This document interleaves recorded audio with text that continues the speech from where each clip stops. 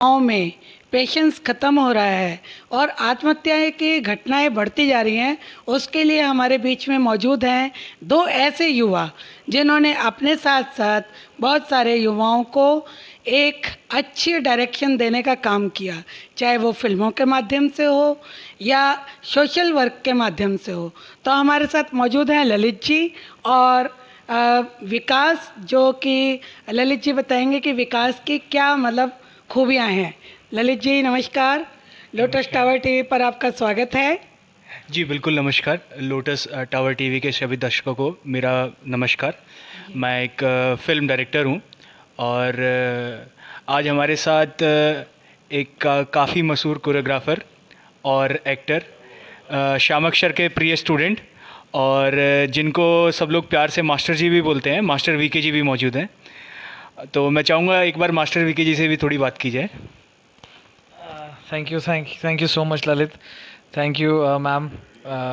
Lotus tower TV के दर्शकों को मेरा नमस्कार।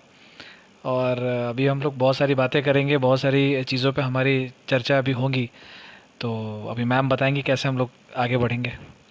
मास्टर वी के हमारा सवाल ये है आपसे जी जी कि जिस तरीके से आप तो काफ़ी युवा और नो डाउट जी कि ईश्वर ने आपको हर चीज़ से नवाजा है, जी लेकिन आपकी उम्र में आते आते लोग जब संघर्ष करके एक मुकाम पर पहुंचते हैं, तो हमने सुना है कि 2 दिन पहले एक बड़ी दर्दनाक घटना के कारण जी दिल में थोड़ा दुख भी हुआ कि आज का युवा किस तरफ जा रहा है। आपकी वो लाइन है, इसलिए आपसे हम ये पूछ रहे हैं क्योंकि जो युवा हैं उनमें भारत के खास तौर पे उनमें तो सहन शक्ति होनी चाहिए। हमारी संस्कृति, हमारी देश की धरोहर, हमारे देश के जो पुराने योगी हैं, सब लोग हैं, उन सबको देखते हुए युवाओं के अंदर इतनी शक्ति होनी चाहिए क्योंकि वो देश की एक पहचान है।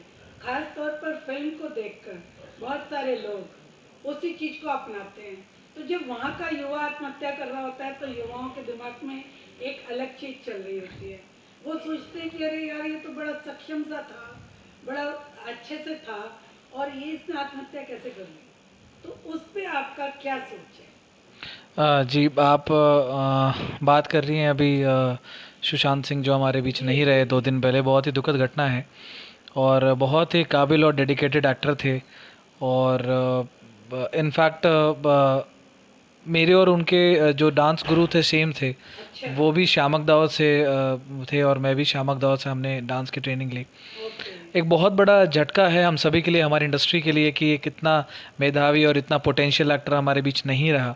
जी। और इसके साथ साथ वो पढ़ाई लिखाई में भी और बहुत ज़्यादा इन चीज़ों में बहुत रुचि रखते थे। All over India AI triple E में उनकी रैंकिंग 7 थी, जो अपने आप में ये बताता है कि वो कितने ही इंटेलिजेंट और सशक्त माइंड वाले थे।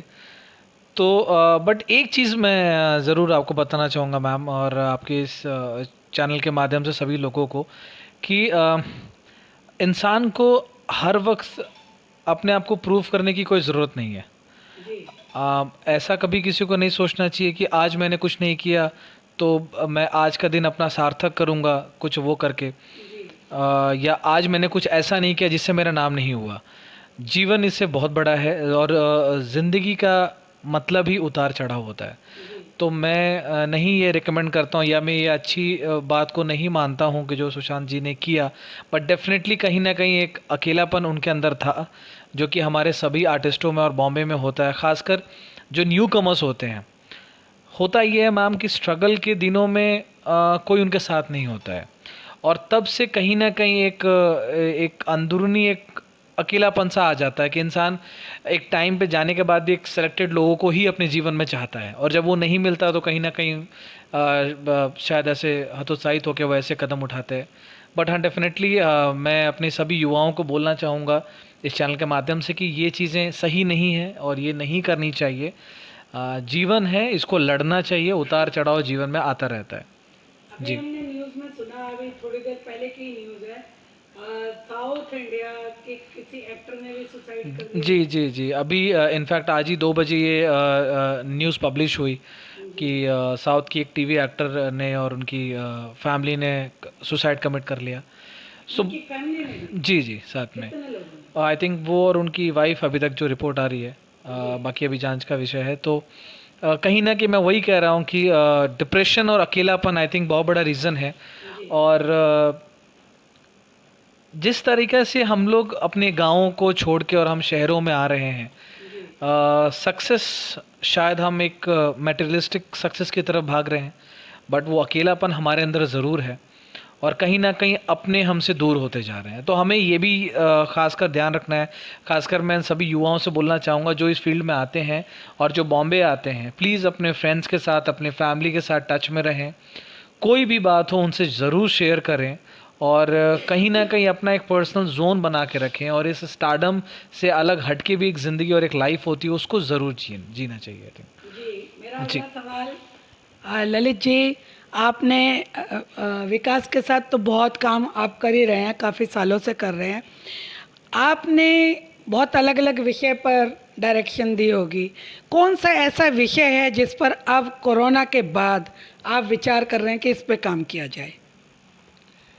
मैं मैम का धन्यवाद देना चाहता हूँ जी कि उन्होंने मेरे को एक ऐसे विषय के बारे में बोलने का मौका दिया। हमारा जो मूवमेंट रहा है पिछले कुछ सालों में, वो गांव से शहरों की तरफ पलायन करने का रहा है पिछले कुछ दशकों में, मैं बात करना चाहूँगा। लेकिन इसकी एक कीमत बहुत बड़ी जो हमने चुकाई है, वो इस तरीके से चुकाई है कि हम अपनी संस्कृति से दूर हो गए हैं और अपने आप को हमने अकेला कर लिया है। जी एज अ डायरेक्टर जो मेरे को देखने में आता है, जो चेंज आता है मेरे को समझ में आता है, वो ये है कि अब हमें अपनी संस्कृति की तरफ वापस लौटना चाहिए। जी हमें गाँव की तरफ रुख करना चाहिए। जी तो एक जो सबसे बड़ी चीज़ मेरे को समझ में आती है एज अ डायरेक्टर, वो यही है कि अब हमें ऐसी फिल्में बनानी चाहिए जिससे हम अपनी संस्कृति को हाईलाइट करें। लाइक किस टाइप की फिल्म? हमें गांव के इकोसिस्टम को दिखाना चाहिए अपनी फिल्मों के माध्यम से, अच्छा। उसको डेवलप करना चाहिए ताकि ये एक मैसेज जाए हमारे समाज में भी कि आप सशक्त तभी हैं जब अपनी जड़ों से जुड़े हैं। जी आप अपनी जड़ों से अलग होकर कहीं भी ऊपर नहीं पहुंच सकते। तो ये हमारी फिल्मों के माध्यम से ये एक मैसेज जाना अब शुरू होगा कि भाई गांव की ओर चलें, उल्टा वापस पलायन हो। तो जब हम इसको अपनी फिल्मों के माध्यम से कवर करेंगे तो मुझे लगता है कि ये एक पॉजिटिव चेंज लाएगा हमारी सोसाइटी में, हमारे समाज में। मैं मास्टर वी के, इनका पूरा क्या कहते हैं जो नाम है फिल्मों में, ये क्या नाम रखते हैं अपना? मास्टर वी के ही नाम रखते हैं और कई सालों से हमारे काफ़ी सीनियर हैं, कोरियोग्राफी में भी रहे हैं, उसके बाद अब तो काफ़ी सालों से एक्टिंग में भी रहे हैं और अभी बढ़िया। जी जी जी, बिल्कुल बिल्कुल बिल्कुल। और मैं चाहूँगा कि एक व्यू एज अ एक्टर ये भी अपना दें कि अब की जो आगे की फिल्में बननी चाहिए वो किस तरह से बने, एक ये अपना इनका भी एक एज अ एक्टर व्यू आना चाहिए। ललित खुद एक फिल्म डायरेक्टर हैं और इन चीज़ों को समझते हैं और एज अ एक्टर और एज अ मेकर मुझे ये समझ में आता है कि आर्टिस्ट को मोर देन अ एक्टर होना चाहिए आज के दौर में। स्टोरी, इमोशंस, फीलिंग्स, इन सब को समझना चाहिए। एक एक्टर सिर्फ एक एक्टर नहीं होना चाहिए, मेरे हिसाब से वो उसको हर एक चीज़ को समझना चाहिए कि हम जो ये काम कर रहे हैं इसका वैल्यू क्या है। सिर्फ कमर्शियल ही नहीं हमें करना चाहिए कि हम ये कर रहे हैं या 100 करोड़ का बिज़नेस करेगी या 50 करोड़ का बिज़नेस करेगी। हमें ये भी समझना चाहिए कि अगर हम ये जो काम कर रहे हैं इससे समाज में इम्पैक्ट इसका क्या जा रहा है या क्या इसमें कोई सोशल मैसेज है कि नहीं है। अगर नहीं है तो इतनी आप क्रिएटिविटी लिबर्टी ले सकते हो, आप अपने मेकर से रिक्वेस्ट कर सकते हो कि क्या हम कुछ इसमें ऐसे विषयों को डाल सकते हैं जिससे 1% लोग को भी वो एक मैसेज पहुँचे। तो मुझे लगता है कि ज़्यादा अच्छा वो रहता है। बीइंग एज अ आर्टिस्ट, जो ललित ने बोला है कि जो पलायन वापस हो रहा है, आई थिंक हम अपने रूट की तरफ वापस जा रहे हैं जो कि बहुत ज़रूरी है। और ललित और अभी हमारी थोड़ी देर पहले बात हो ही रही थी कि अब हमें लगता है कि हमें अपने गाँवों में और उनके बीच की स्टोरी को बनाना चाहिए और दिखाना चाहिए और पर्दे पे लाना चाहिए।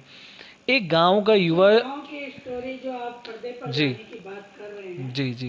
क्या आपको पहले की तरह ही कि गांव की गोरी चल रही है, तालाबों के आसपास नाच रही है, या युवाओं पर फोकस करके नहीं बिल्कुल, आज के युवाओं की जो स्टोरी है गांव की, आई थिंक वो ज़्यादा हमसे सक्षम और ज़्यादा डेवलप मुझे लगता है। जी एक गांव का युवा अगर हार भी मानता है तो वो डेली वो निराशा लेके आता है, बट डेली फिर जब वो मॉर्निंग में उठता है तो वो अपनी एक नई एनर्जी के साथ अपनी स्टार्टअप करता है। जी तो मुझे लगता है उन स्टोरीज़ को ज़्यादा लेके आनी चाहिए।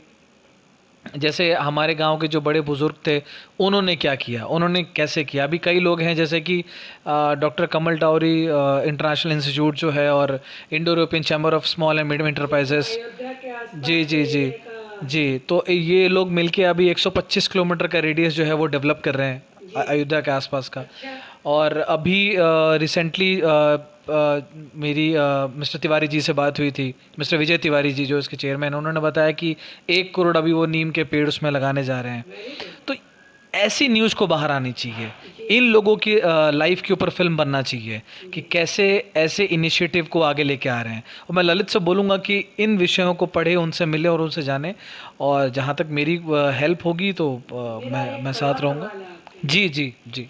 जिस तरीके से मुंबई की इस समय कोरोना काल में स्थिति हो रही है, वहाँ पर दिन प्रतिदिन मरीज बढ़ते जा रहे हैं, और काफ़ी सारे जो सेलिब्रिटी हैं आपकी तरह, वो लोगों की मदद के लिए भी आगे हाथ बढ़ा रहे हैं। जी बहुत सारे लोगों ने वहाँ पर मजदूरों को भी सहयोग किया हर तरीके से।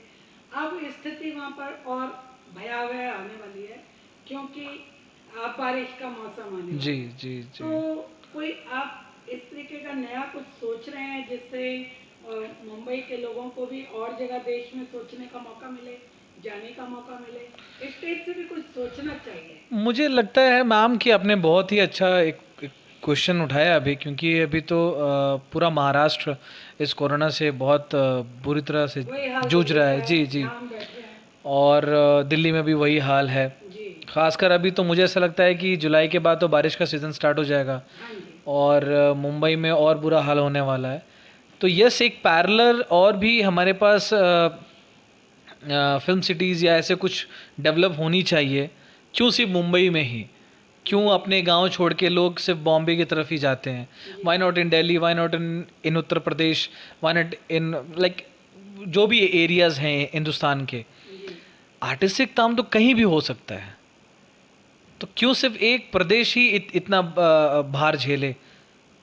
वो हम डेवलप कर सकते हैं उत्तर प्रदेश में भी, और वो हम डेवलप कर सकते हैं कहीं पे भी। तो आई थिंक कि एक बॉम्बे की जगह हमारे और भी कई सारे बेस हो सकते और हैं। अतिक्रमण भी कम होगा इसी जी कारण। जी बिल्कुल, अतिक्रमण भार भी कम कम होगा होगा। महाराष्ट्र के ऊपर, वहाँ के लोगों के ऊपर। और अब तो कई सारे हमारे रीजनल सिनेमाज बन रही हैं, कई भाषाओं बन रही है, तो ये होना चाहिए बिल्कुल। जी ललित जी, किन विषयों के साथ जुड़कर आप, क्योंकि जो लोग एक्टिंग में जाना चाहते हैं या मतलब बनना चाहते हैं, तो आप अलग अलग प्रदेशों में या नॉर्थ की तरफ आने की बात कर रहे हैं, जिस तरीके से मास्टर वी के कह रहे हैं, तो क्या आपके पास कोई ऐसा ऑप्शन भी है कि उनको पहले सिखाया जाए? क्योंकि बिना सीखे भी बहुत सारे लोग सपने लेकर फिल्मों में भागने लगते हैं। जी बिल्कुल ऐसा होना चाहिए, क्योंकि हमारे देश में हमारी जो क्षेत्र है, हमारी जो फील्ड है, उसकी शिक्षा को लेकर इंफ्रास्ट्रक्चर है ही नहीं। जी कोई इस बारे में बात भी नहीं करना चाहता। आप नेशनल स्कूल ऑफ ड्रामा सरकार का है, उसमें सिर्फ 26 सीटें होती हैं साल की। 26 सीटें, जहाँ पर करोड़ों अरबों की जनसंख्या है, और जो भी नया बच्चा निकलता है वो सपने लेता है कि मैं भी एक अच्छा एक्टर बनूं और मेरे सारे सपने पूरे हो जाएं, क्योंकि ग्लैमर की तरफ बढ़ रहा है। जी जी जी।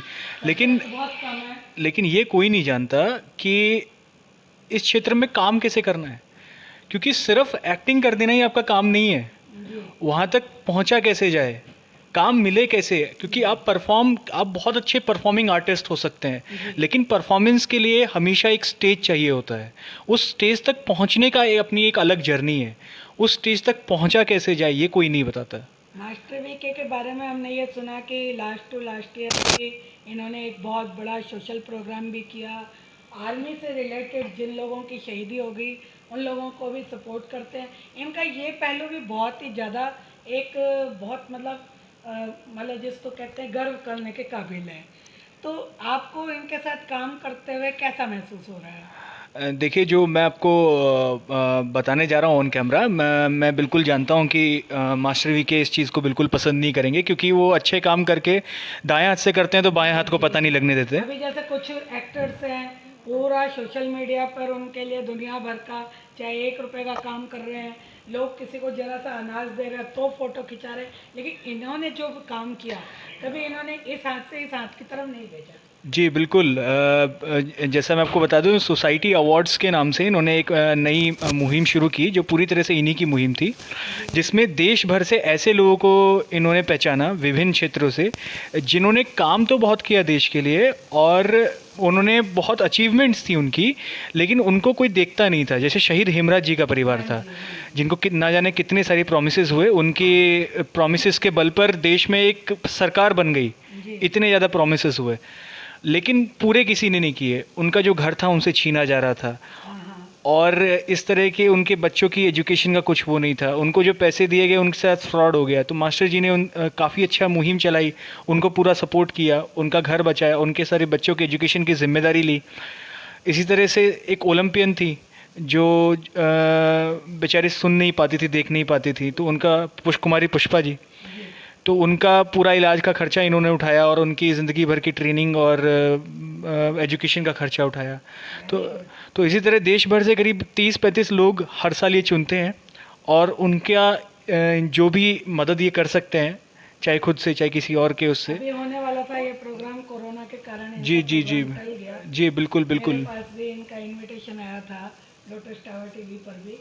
तो एक बहुत बड़ा काम कर रहे हैं, उसके लिए इनको साधुवाद देना चाहिए। फिर एक और प्रोग्राम है विमेन एक्सीलेंस अवार्ड, जी जी, जिसमें ये एक ज्यूरी बोर्ड में भी है, और समय समय पे हर साल नवंबर में वो प्रोग्राम होता है, काफ़ी लोगों को ये नॉमिनेट भी करते हैं।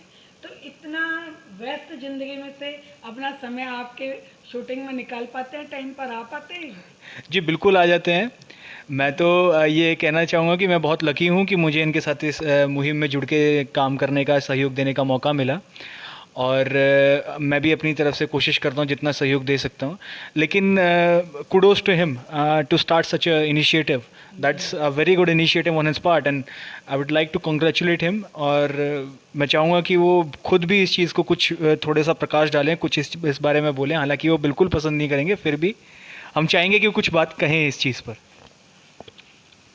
मास्टर वी के मेरा एक सवाल आपसे ये है कि आप इतने युवा हैं, इतना काम कर रहे हैं, जो लोग एक थकान महसूस करने लगते हैं फिल्म में जाने के बाद, टूट जाते हैं, परेशान हो जाते हैं, उनके लिए कोई एक नई दिशा देने के लिए आपको कुछ ऐसा नहीं लगता कि उनको मतलब जो जैसे आपने रूट से जुड़ने के लिए बोला, जड़ों से जुड़ो, जड़ों से जुड़ने का आपने जो बताया है, उस मुहिम को आप कैसे चलाना चाहते हैं, उस पर प्रकाश डालिए। मैम आपने बहुत अच्छी ये चीज़ बोली है। मुझे ऐसा लगता है कि मैक्सिमम आर्टिस्ट जो हैं वो डिप्रेशन से गुजर रहे हैं, इस वजह से वो गलत अपने कदम उठा रहे हैं जीवन में, और डिप्रेशन जो है वो अकेलापन से आता है। तो मेरा ये मानना है कि अकेलापन, एक आर्टिस्ट के जीवन में अकेलापन तभी है जब वो अपना एक शूटिंग अपना करता है, कंप्लीट करता है, और शूटिंग ख़त्म करने के बाद 30 दिन 40 दिन वो बहुत ही चकाचौंध में रहता है, 100-150 लोगों के साथ रहता है, अचानक वो ख़त्म हो जाता है। और कहीं ना कहीं फिर वो काम देखिए ऐसा है मैम कि ऐसा नहीं है कि हर दिन सबके पास काम है। तो मुझे ये लगता है पर्सनली, अगर आप मेरे से पूछ रहे हैं, तो हर एक युवा एक्टर को अपना एक सब्जेक्ट उठाना चाहिए, जो सब्जेक्ट हमारे देश से जुड़ा हुआ हो, और उस पर उसको इंडिपेंडेंटली काम करना चाहिए, सो दैट कि जब वो कमर्शियली बिजी है तो वो अपना कर रहा है प्रोजेक्ट, जब वो खाली है तो अपना एक विषय पे वो चुन के उस पर रिसर्च कर रहा है, उस पर काम कर रहा है, सो दैट कि उसकी क्रिएटिविटी भी उसकी बिल्ट हो रही है, जिसके लिए उसने पढ़ाई पढ़ी है या वो जो वहाँ तक आया है। दूसरा, उसका अकेलापन भी वो ख़त्म हो रहा है।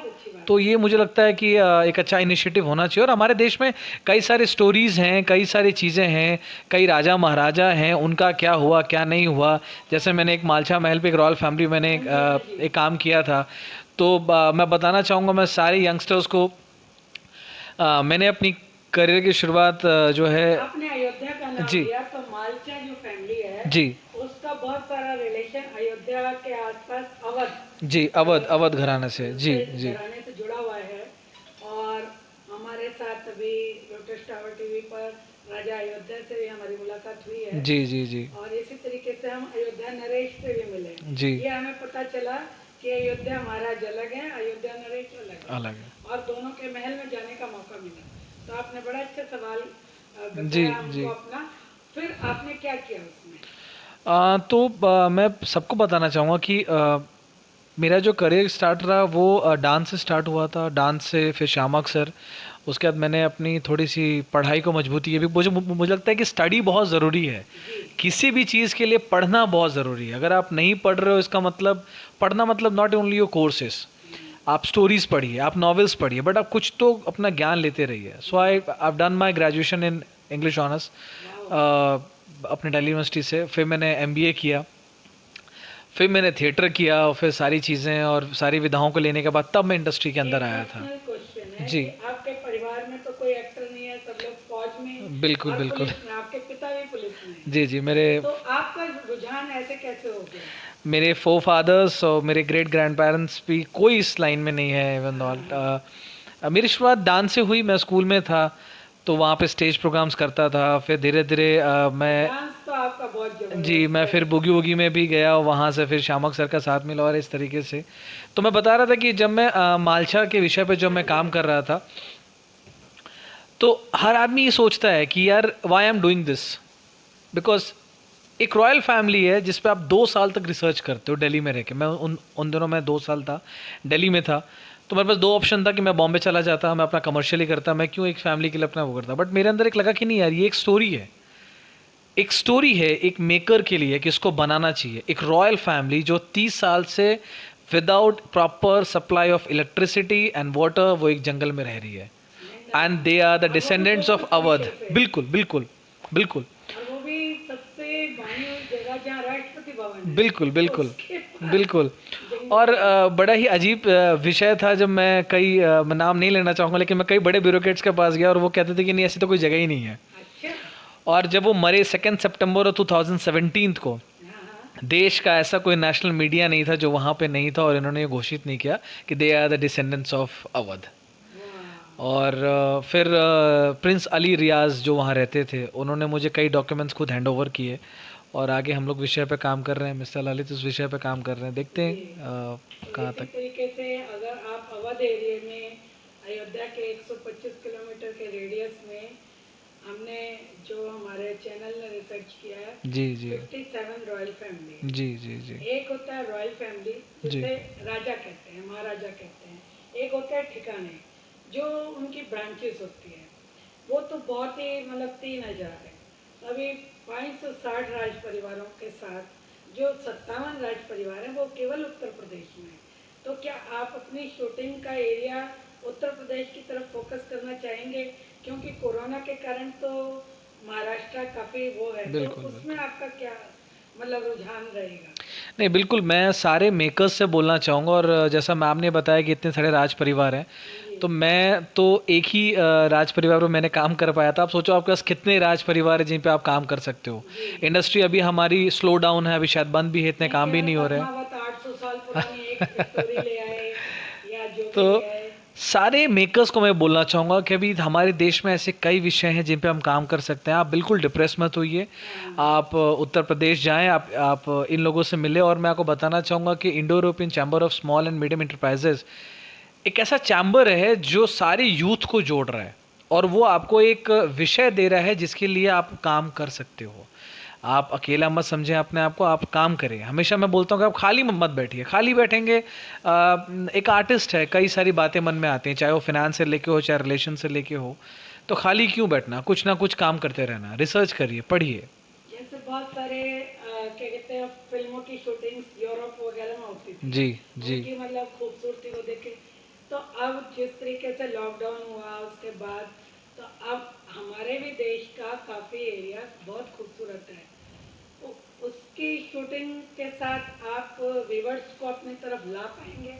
मैं मेरा सवाल आप। ललित, कि आपकी फिल्में यदि देश के अंदर मतलब घरेलू उसकी शूटिंग होती है तो क्या आपको लगता है कि हमारे युवा उस तरफ आकर्षित होंगे, क्योंकि अचानक बहुत ऊंचाई से नीचे आ गया संसार।